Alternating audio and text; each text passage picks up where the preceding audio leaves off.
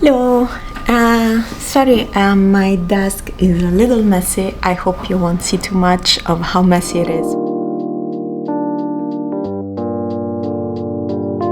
But it's been a bit of a time since the last time I checked in on the progress of Project East, which is the contemporary fiction novel that I'm working on. So the last time I think I made a video on Project East, I was saying that I just finished draft 2, which was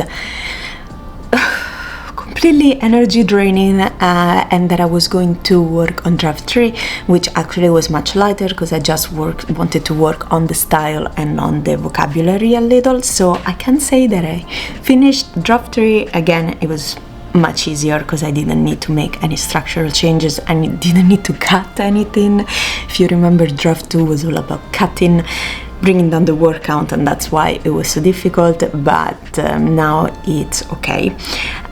So yeah, that was much quicker. I am so happy to be done with it, but now starts the terrifying process that is the quitting of the book. That means submitting it to, publishing agencies, to agents. Let's see.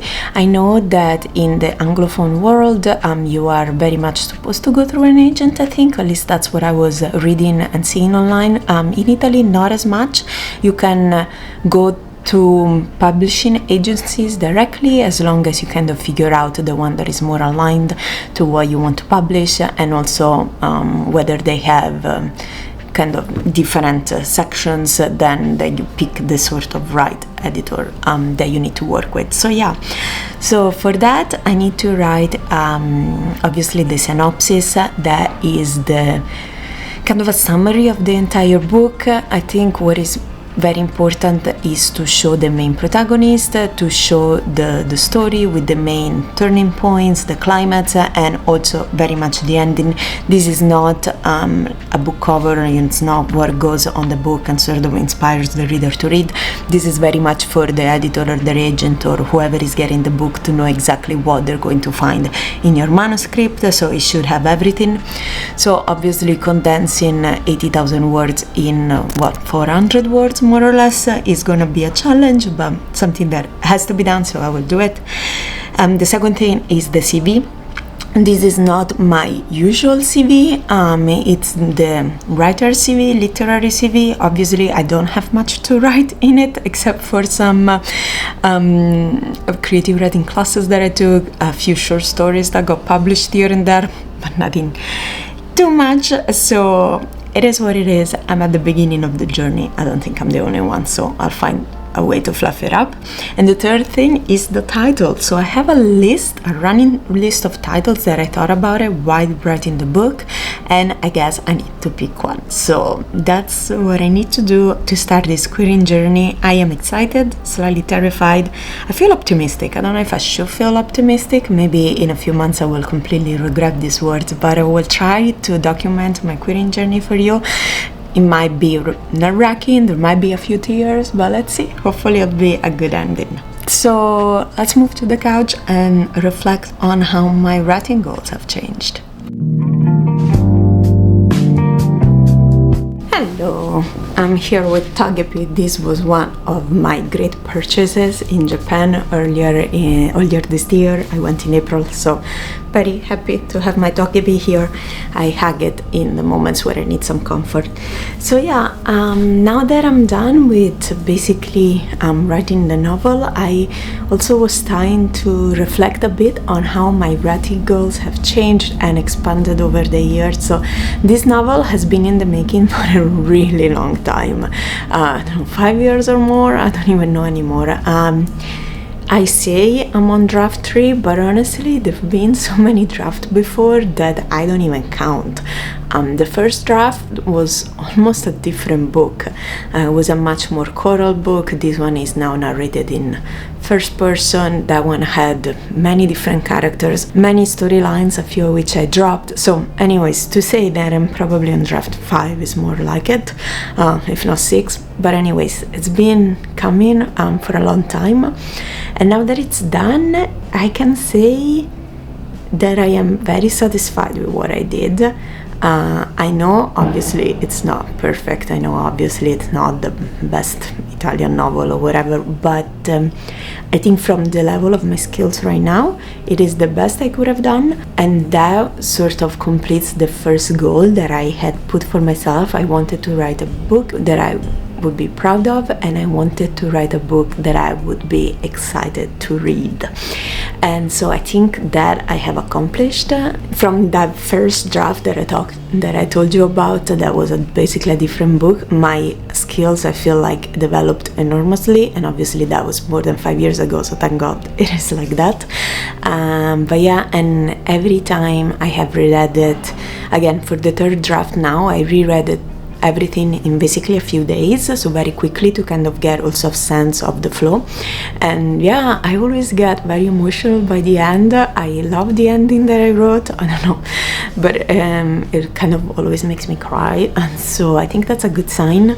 And you know, if no one else will like it, at least I do, which I think was my first writing goal, so I am happy that I managed to do that. Then now though, obviously as humans we always set new goals. My writing goals have changed obviously, and now I really would like to see it published, obviously, with a good publishing house. So I say that I want to see it published well. I guess that's my second goal. I am not even thinking about sales number by this point, or prices or rankings or anything like that. I just want to see it published well. I want to see the physical copy in my hand with a nice cover, and that's pretty much it. And then if no one reads it, that would be a bummer, but at least I'll have the physical product to stay with me forever. So I'm excited. That's my second goal, that's what I want. But I mean, in terms of sales, actually Italy is quite of a difficult environment, in the sense that I was reading some crazy statistics that only 4% of books sell more than 1,000 copies. I don't know if this is true, but I think for new novel, for a new author, selling more than 3,000 copies is considered a success. It's considered a yes, way to go, write a second one. So let's see, for now we're not even thinking about that. Let's try to get it published first, and then if I have to stand near the metro stop in Rome and be like, please read my book, please read my book, please read my book, I will do that. But for now, let's just try to get it published. So yeah, anyways, the summer is starting. I won't have to work on this book, I think, for a while, at least until I find someone to actually give me feedback on it. So yeah, let's move to the library and I will tell you more about my plans for the summer. So I also wanted to share a bit with you my plans for the summer, because obviously coming out of such a big project as writing a novel, I feel a bit creatively drained, and I look forward to have a bit more time to do other things. So the first thing that I wanted to talk about, I kind of have three areas that I want to work on this summer. As you might have seen everywhere on the internet, the Artist's Way is kind of catching a second wind, and now it's becoming more and more popular, and I kept reading about it, watching videos about it, and I thought to myself that this was the perfect moment to try the journey myself, because again, the novel is done. I will definitely, eventually need to review it if and ever I get, a book deal or an agent or whatever. But in the meantime, I think I need to recharge my creative juices, so I think it's the good time to start the Artist's Way. This is the book. It's a 12 weeks journey, so I think I'm gonna start it tomorrow on Monday. That will take me towards almost the end of August, and yeah, I think it'll be a good thing to do for now for me. At least I'll try it. I don't know, I keep reading that it's very hard to stick to it because there are a lot of kind of exercises and it requires time to go on this artist date. Anyways, I didn't even want to spoiler myself too much, but you always end up doing these things. Anyways, I will give it a good try. I think it's kind of now or never I don't mean that literally, there would be other times, but I think now it's the perfect time. So I'm gonna start this. I will make separate videos to document my journey. I'm trying to do the artist way. Let's see how that goes. Let's see how consistent I can be with that. And then the second thing I wanted to do is that I really want to take the opportunity for this downtime to really improve my writing. I have a few books that I wanted to check out, but I never had the time to do. I think the last book I read on writing as a craft was On Writing by Stephen King. I found that actually really useful. I mean, he does give some good tips about writing style per se, although his book is mixed with a memoir, so it's not exactly, you know, a complete kind of toolbox for the writer. But I really enjoyed that experience. I thought it was really useful. I used some of the tips that he gave. I actually made a video on writing, I'll link it here, but I used some of the tips that I read during, I think, the second draft of my novel. Then I went back and kind of reintegrated some of Stephen King's tips. So yeah, I want to do something similar to that. I have 3 books for this. Well, the first one, I will say that's kind of the basic, is The Elements of Style. Although I bought this illustrated edition, which is so cute. It has like the nicest drawing.